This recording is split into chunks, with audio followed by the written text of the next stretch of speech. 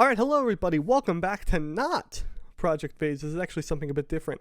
This is Bindin. This is the game that me and my friend made for the Game Maker's Toolkit Game Jam. If you don't know what a game jam is, that's when you get tasked with making a game, generally within some sort of time period and some other restrictions. So in this case, we had a 48-hour time period, so we made this in 2 days with a theme, a set theme. And I'll get to that in a second, but that's kind of what the game jam is. Is what we made. So we made that. This is my first ever game jam, so I just wanted to show off what we made because I think it's pretty cool. Just nice change of pace from Project Phases. Don't worry, I'm still working on Project Phases. Just took a bit of a break for this. So yeah, I just wanted to show you all what I've been working on here. If you want to check out the game, the link is below, the itch.io link. There's also a devlog link that I wrote to my website of the devlog of just the overall process of making this and what I thought and the mistakes I made and what I learned, because I did learn a lot. So yeah, it was a lot of fun and I just wanted to show it off. So if you want to check it out, I'm going to be spoiling all the solutions to the puzzles and stuff. So if you want to check it out, it's only like 5 to 10 minutes long, depending on if you get stuck at a puzzle or not. It's not that long, so if you want to check it out, so I don't spoil everything for you, go ahead. Windows only, I'm sorry. I tried to get an HTML version, but it wasn't working. So Windows only, I apologize. But if you want to play it, links in the description. This game also, real quick, this game is also an updated version. This version I have here, after I submitted the version for the game jam, the one I submitted wasn't super polished. I decided to polish it up a bit. I added like a few more puzzles, and this is like a version 2 per se. So if you go to itch.io, this is the one that will be there. It's this version 2 version. So make sure you download that one because this one's actually doesn't break. So yeah, other than that, I'm just going to go through and just kind of go through each puzzle, kind of how it works and how to solve them, and just kind of go through the entire game. Just have a fun old time. So here we go. If we press play here, you'll see we start off here. So this game is kind of interesting. So the theme for the game jam was joined together, and we had to adhere to that theme. And what it means is, well, you were able to interpret it however you wanted to, but in general, it's like two or more things need to be joined together. And what is that link? What does that do? What happens when that link breaks?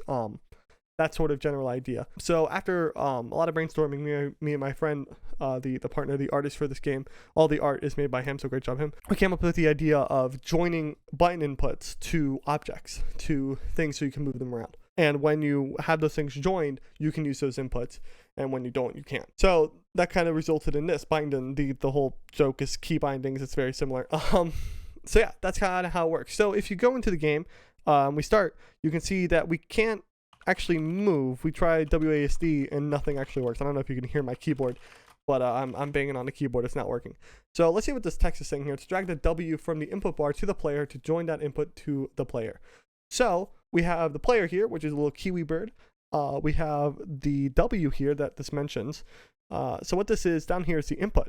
These are all your inputs that you'll get. So if we grab this W and drag it up to the player and let go, you can see now that the kiwi is now on the W. So that's kind of interesting. So what if we press W? Now we can move up. So basically we've bound the W key, we've joined it to the player. So now we can move up using the W key. Great, so let's keep moving up. So there's these little like square thing pickups. These are key pickups. When you pick these up, you get another key. So let's do that. And we got the A key. Fantastic. And this is telling us you can equip/de-equip specific inputs by right-clicking on them. So you can either do the dragging method to equip them, and then you right-click to de-equip them. And you can re-equip again with right-click if you don't want to drag them to the player again. You can only de-equip keys from the player. Otherwise, there's some other scenarios that we'll get to in a little bit when we get there. But for now, we have the W and the A, so we can move up and left. So we have these spikes in the way. If we didn't have the A key, we wouldn't be able to move left, but since we do, we can. And we can go up and left and go to the next room. So this is now saying you can automatically press Q to equip/de-equip all inputs to the player. So we have this key, gives us the Q key. There's these keys in the top left corners aren't ones you can drag or right click or anything. They're there to show that you have them. So if you press Q, you can see we automatically equip or de-equip all the keys to the player, to and from the player. That just makes it quick and easy to get all your inputs right away without having to drag and right click and stuff. So now we gotta avoid these spikes. We can't move right, so I gotta wait for it. And whoop, there we go. All right, next room. You can now press R to restart the current room you're in. Feel free to use this if you make any mistakes. So we get the R key. Again, we can't right click it or move it. That's what's special about those two keys. There's only 2 of these, and these are it. So if we press R, you can see we just restart the room, which is used to, if you make a mistake in a puzzle, you can restart without soft locking yourself. And if you see if you press R, all my key inputs get reset, and that's what the Q is for. So you can quickly just press Q and keep moving. And I do that because later on you'll be assigning things to different objects and stuff. So it's just it keeps things kind of working. So now we have these set of spikes. Let's go ahead and avoid them. Don't want to get hit by those. All right, fantastic. Right now, remember, we can only move up and left. That's why this level design's kind of up and left. We haven't been able to move right or down. So we can't go down. Can't backtrack just yet. So yeah, this is probably the most complicated room we've gotten so far. So this is saying you can give an input to another object by dragging it from the input bar to the object. In order to use / assign the input again, the current object object assigned to that input must be destroyed in some way. And also, green buttons only need to be pressed once to open a door and do not need to be held down. So that's a lot of information. Let's break it down one at a time. First of all, let's just see what we got here. On this bottom where our player is, we kind of got this tunnel. It seems like the exit's on the right here. Let's see if we can get it. So we see a key here. We need to move right. Fantastic. This is the right key. So let's get the D key. Let's move right. And oh, there's these bars in the way. Well, shoot, we got to open these somehow. So how do we do that? We can move up, down, and right. Can't move. Sorry, up, left, and right. Can't move down. So let's see. We have this robot, this button, and these spikes. Let's see what can we do. So we have this tutorial telling us you can give an input to another object by dragging it from the input bar to that object. So that's interesting. So what we can do is de-equip an input from the player. So now we can't move up. And what we can do is drag it to the robot instead. And with that, we can move the robot up. And that's kind of the basic idea. Of course, the player is still moving left and right, but he can't move up because the robot's moving up. I'm going to restart the room. So what we can do here is we need to press this button. Obviously, the player can't do it, but maybe the robot can. So the button's over here. We need to move right to hit it. So why don't we give the right key to the robot? Give the right key to the robot. Now we can move right. Fantastic. Now we have opened the door. But we have a problem. Now the door's open. Our player can go through. If only he could go right. But he can't go right because the robot's going right. So how do we get the right key from the robot back to the player? And that's what the second part of this tutorial here is saying. In order to use that input again, the current object assigned to that input must be destroyed in some way. Basically, in order to use that D key again, the right key, the robot must be destroyed in some way. Conveniently, we have these spikes right here. So let's go ahead and just keep moving right into the spikes. And there we go. We got our input back. The robot disappeared. And we can now use red again. So I'm just going to drag that to the player. And now we can move right. And also green buttons, you probably saw. The button's still pressed down, even though the robot's not holding it anymore. So sweet. We solved that puzzle. On to the next room. This next room, if you played any Zelda game ever before, you probably figure out what you're supposed to do with fire and torches. Actually, we can't solve this room yet. Given what we have, if you try to, you'll find out pretty quickly you won't be able to. You're missing a key input, no pun intended. So we're just gonna move on from this room from now. It's just to kind of get the idea in your mind that we will have to come back here. So if we can move on to this next room, you can see a lever, a key, and a door. And a key being the input. I probably should say input, not key. The E key can be used to interact with levers to open doors. So we have a lever. We can't do anything with it. So let's go here and we get the E key. So once we equip the E key to the player, we can go back to the lever and you can see a little E pop up. We press E and we open the door. Fantastic. So that's kind of what that's saying. You can use E to open the door. So moving on, we have probably the second real puzzle here. Red buttons must stay weighted down to open the door. When there are multiple buttons in a room, all of them must be pressed down to open the door. So we have this door here. They're not really doors, it's more of a gate. I probably should call them gates, but whatever. The door's here, the button, and robots on each side. So how do we open a door? I'm assuming, I do know, but I'm assuming you press down the buttons to open the door. So how do we do that? So we need to move this robot to the right and this robot to the left. So let's give this robot the right key and this robot the left key. We move that robot and move that robot. Fantastic. Now we can just walk straight up and be all right. So we actually, this is kind of to teach you that you don't need to leave the room with all your inputs. Since we don't have our left and right input, but we do have our up, so we can leave the room just fine. And once we leave the room, you can see here that the A and D keys get returned to us. So you don't need to leave the room with all your inputs. As long as you can get to the exit with the inputs that you need to get there, but by the time you leave, you'll get your inputs back. So we can now just press Q again to equip everything. And we can walk over to this last key, which is the down key. Fantastic. So we finally have full range of motion. So you can move up, down, left, and right. You can backtrack to the entire level stage if you wanted to. So let's just move back. There's not much else to do except that one fire room we couldn't figure out before. So now we have to light these torches with this fire. So how would you do that? So as you probably figured out by now, you can control objects by dragging the keys up to them. So let's see if we can do that with the torches. You can. But let's see if we can do that with the fire. You can. So we can control the fire. So before, if you did this, you wouldn't have down. So you'd only have up and left and right. So you only be able to do these two. But now since we have down, we can give that to the fire. And we can get all the torches lit. Fantastic. So now let's head to the door. But now we have a quick problem. The player can't move because the fire is the one who has the movement. So remember, in order to get those inputs back, the objects need to be destroyed in some way. So this is kind of a test to see if you can remember that, because what is fire weak to? Water. So luckily we have these fountains here. So maybe this will destroy the fire, and it does. Fantastic. So now we have all our inputs back. We can just press Q to get them all back. We don't have to drag them. And now we can go up. So congratulations, you've gotten all the main keys. You're about halfway to the end. Good luck. So yeah, that's kind of the end of level 1. I call it in the game, in the back end. So now we're going into level 2, which is probably where the real puzzles are, I guess. There's only a few of them. I act like there's a lot of them. There's not. Don't get your hopes up. All right, so let's take a look at here. We got a lot to take in here. So we got a lever, a door. The exit's up here. It's blocked by the door. We got some spikes, a robot, and a button, and a door there. So let's just see what we can do right off the bat. So we can move around. We can't do that. So the only thing we can really do is this robot. This robot can hit this button. So let's go ahead and do that. So we got to give it the right key to move right and hit that button. So now that opens the door here. So let's go ahead and go through there and navigate through there. And now we can hit this lever. So let's hit the lever. Sweet. The door opened up top, but also the door opened down here. So, but we can't move out of this little lever like maze here thing here. So we got to move this robot. So this robot has to navigate to these spikes so we can get the inputs back. So let's go ahead and give him our up and down. And with that, we can move up, down, weave our way through to the spikes, destroy the robots, and now we get all our inputs back. And that's how you solve this room. Pretty simple. Not too complicated of a puzzle. This next room is honestly not even a puzzle. You can see that this is arrow dispenser, dispensing arrows, and it's destroying these enemies, killing these enemies. So now we have to deal with them. So that's sweet. It kind of did it for us. But that's just more of a demonstration for this next room, because oh no, the enemies are coming towards us. We can't escape. What do we do? We can go back, but that's not really helping. So we need some way to get rid of these enemies. We've been told just in the room below that the arrow dispenser will destroy these enemies, but it's all the way up here. If only there was a way we could bring it down, but there is.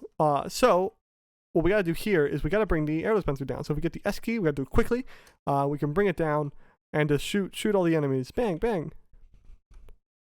Yeah. So yeah, that's the solution there. Move the arrows down and go shoot the enemies. So if we continue up, we have the left mouse click will allow left mouse click. It's a tongue twister, not really though. Will allow you to attack. Attacking can be used to kill enemies and deactivate robots. So if we get this up, we get the left mouse click button. So we could highlight over that. We can now attack. That's what that little animation is. We're attacking. So a little attack hitbox shows up here. So we gotta get rid of these enemies. So we just attack them. Let's go. All right, cool. So now we can move on. Now we got a room filled with enemies. We got a door in the way. That's kind of it. So let's go ahead and kill all these enemies, and then maybe that door will open, which is. Let's go. Oh, get back here. Get back here. Man, which is exactly what will happen. So sweet. That's how you do it. This is kind of the attack tutorial. How to fight. So this next room. Let's continue.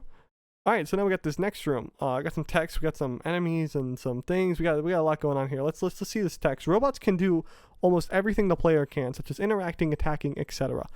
Attacking a robot will deactivate it and give you back your inputs. Deactivated robots will still weigh down buttons. Use this to your advantage. So we got this door here, this gate here, that we need to get through. There's a robot up here and a robot over here. I'm guessing that this lever is going to open this gate. So let's go ahead and get this robot right so we can move towards the lever. We need the lever, so let's give him the interact because he can interact with the lever. But there's also these enemies in the way, and that's not going to work really well with the robots. So why don't we give the robot the attack? And bam, robot can also attack. He does like this laser thing. But now he can interact, and we need to get him to those spikes right there. So let's give him the up key as well. And there we go. So we got our keys back, and now the door's open for us. So we know that the robot can attack and interact and do everything the player can. That's what this whole bottom thing is saying here. So now we have a red button and a green button. Remember, green buttons can just be pressed once and they're good to go. So that's fine. Red buttons need to be held down. So we can hold that button, but the moment we get off, the doors will open again. So that's not really going to help us. So what we could do is bring this robot down, but now we can't move down because the robot has our down key. So how do we get this? So that's what the second part is saying here. We can attack the robot to deactivate the robot. So once we do that, you see deactivated, gets red X's and stays there. And we got our input back. So now we can go down, and that will keep the button weighed, deactivated robots. So that's something really important to keep in mind, that deactivated robots will keep the button weighed down. So now we can go through, since we have the weight on the robot and this green button pressed down. So then we get this labyrinth of a room. This is probably like the challenging room. Like, it's just everything you've gotten so far is thrown into this one room. So we got this spike puzzle right at the beginning. So let's just go ahead and navigate through this room, get through these spikes, just to make sure. All right, sweet. So we got our first gate here. Let's see what we can do. We can do a couple things. We can't attack these enemies. We can do this robot down here, but I'll just tell you this has nothing to do with us. What we actually want to do is this robot, this section right here, is what we're going to do first. We got a lever here, and this lever will open this door. So let's go ahead and give robot all of our inputs here. Just drag them up. So now we can move around our robot here, and we just got to avoid these spikes. Oh, and I messed it up. Whoops. All right, let's try it again. Move our spikes, and there we go. So now this robot can hit this lever. We got to give it the interact key, remember? So we interact, and now that door's open. Now we got to kill this robot. We can just put in the spikes, and we get all our keys back. This robot respawns also. That's just to make sure you don't have to restart the room every single time if you mess this up. That's just kind of useful. So we got this door down here, if you see. So we can't get through here. The only thing we can do is defeat these enemies. So let's go ahead and do that. Just swipe one all the way. There we go. That door's open. So then we have this little puzzle. So we have this door here. Last thing we can do is with this area here. So we have a robot, a weighted button, and an arrow. So let's get this robot to this button. And that opens our door, and it also opens this door. We need to move up. We can't because the robot has our up. So what can we do? Well, we can hit the robot with an arrow. And what we got to do is we can move this down to hit the robot with an arrow. Now the robot's weighted. Then we can get our key back. So remember, we can't move down since there's no way to destroy arrow dispensers. So we can't move down anymore. So we got to be careful. We shouldn't need to as long as we're careful. Let's just avoid all of these. I'm going to wait for that last one. And there we go. Now we solved that room. That's probably one of the harder rooms. It's not that hard, but... and this is it. This is the final puzzle. There's one room after this, but this is the final quote-unquote puzzle. I actually really like this puzzle. We are presented with this issue. We got this door here. We got 3 buttons we got to press down to open this door. Then we have a key here. One last key. I thought we were done with those. Actually, one more. So we have a button here, button here. So let's just look through our options. The good thing about this puzzle is that you can do the other ones. You can really only do one thing at a time, maybe 2, and then you just gotta do those 2 things. Try one. If that doesn't work, then do the other. Here you can do several things. You just got to figure out what the order is and what you got to do exactly. So the first thing we can do is probably press this button, and that's great because that stays pressed down. So what we could do is either we can press this button, and then we can go right to press this button. Now we still have this other robot here though, which we need to use. But we can't really do that because we need our inputs. We can't go right. Remember, we gotta have right by the end of this so we can actually go get this lever. We'll also need input. So we need at least right and input, and we'll need down. In order to get out of this room from this state, we need right, input, down, and left. To go right, turn on the lever, go left, and then go down. Yeah. So that's what we need. So this won't work because this guy has our inputs. That won't work. So let's restart the room and try it again. So let's go ahead and press this. So how about we use this robot? Let's use this robot to hit this button. So that's great. So, but now we can't use this robot can't go hit this button. So now we got a predicament. So what do we do? How do we get this robot to get right so we can get the right to this robot? So what we can do is robot give it left and move towards this robot. So now we're here. What we can also do, as we've learned before, is the robot can attack. And we know that attacking robots will deactivate them and weigh down buttons. So we can give this robot the attack, deactivate him, give him left, and then we can go ahead and do that. We can't move left because this robot's taking it. Luckily, this button only needs to be pressed once, so we can just go right. get our input back, and then we can go ahead and get this last key, which is shift, which will allow us to sprint. So now it's a harder to tell on camera, but you can sprint a bit. So we got this last room here. We got this fire, and then whoa, we weren't expecting that. That's interesting. Let's just back up there. So that's gonna come and attack us. So let's just try and outrun this. But we can't. It's not possible. It just comes up too quickly. We can't do it. Yep. So the solution to this is using what we just got, the shift key, to go here and just gun it. Shift and just go. It's gonna chase up to you. It's kind of a small margin of error there. But yeah, that's Bindin. That's the entire game. I hope you enjoyed it. It's kind of an interesting concept. I 100% recognize that we did not use all the features and all the cool quirks to the best ability. Like, we just didn't have time to do level design, and I only added the extra levels that we already designed or had an idea for, instead of like just adding a bunch of levels, because I didn't want to spend a lot of time on this. I got faces to worry about. But I just thought it'd be fun to do something else. I hope you enjoyed watching this. I hope you checked it out, you played it. It's a cool little game, and if you did, that's awesome. Thank you very much. So yeah, I guess that's good for this. Go check out the devlog in the description if you don't want to know more about specifically how we made this and kind of the struggles and fun times that took. Because I kind of go the 2 days. I kind of just go through and say what happened, and then I reflect afterwards. If you want to check that out, that's in the description. Other than that, I guess that'll be it for today. Thank you so much for watching. We'll get some Project Phases stuff soon. Update 10 is coming along really well. Again, you won't see that for a while, but I'll be posting updates on Twitter stuff. I might do like a half update depending how I feel. I'll definitely do a devlog for it whenever the time comes, but just keep your eye out for that. So do all that. Thank you very much for watching, and we'll see you around next time.